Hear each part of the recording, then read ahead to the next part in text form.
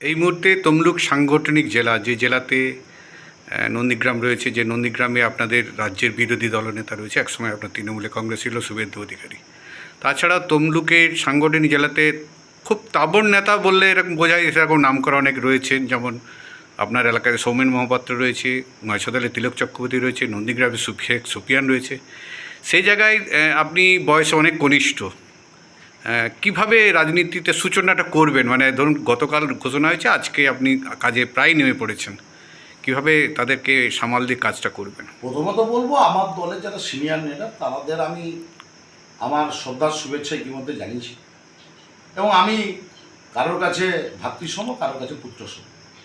তো সেখান থেকে আমি আমার সঙ্গে ইতিমধ্যে আমার বিধানসভার মধ্যে 6 জন যে বিধায়ক, তাপসী মণ্ডল সহ সবার সাথে আমার কথা হয়েছে, এবং সবাই আমাদের সহযোগিতার হাত বাড়িয়েছে। তিলকদার সঙ্গে আমি একসঙ্গে সহসভাপতি ছিলাম।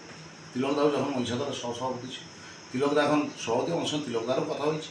সুকুমারদা যখন যুবর সভাপতি ছিল জেলায়, আমি সুকুমারদার হাত ধরে, নন্দকুমার বিধায়ক, নন্দকুমারের বিধায়ক, উনি জেলার যুব সভাপতি যখন ছিলেন 2009 সালে, আমি ওনার হাত ধরে পাঁশকুড়া ব্লকে যুব সভাপতির দায়িত্ব নিয়েছিলাম।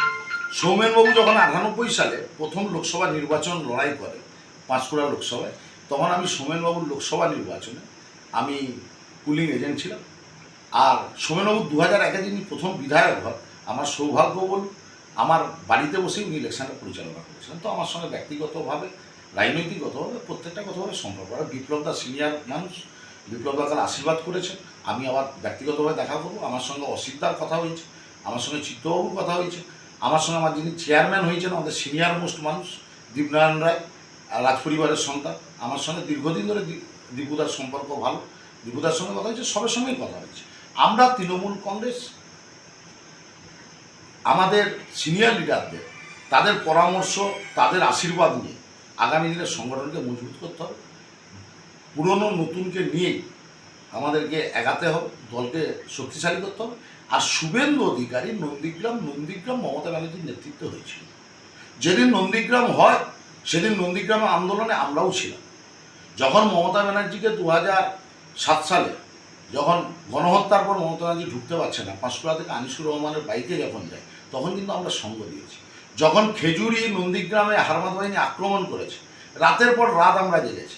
প্রাইমারি শিক্ষা সংসদকে সিপিএমকে চাকরি দেওয়া যাবে না, তখন কিন্তু আমরাই সামনে পেতে লড়াই করেছি।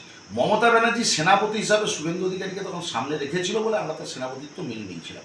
আমাদের নেত্রী মমতা বন্দ্যোপাধ্যায়, শুভেন্দু অধিকারী আমাদের মতো তৃণমূল কংগ্রেস কর্মীদের কাঁধে ভর দিয়ে নিজেকে প্রতিষ্ঠিত করে মমতা ব্যানার্জির পিছনে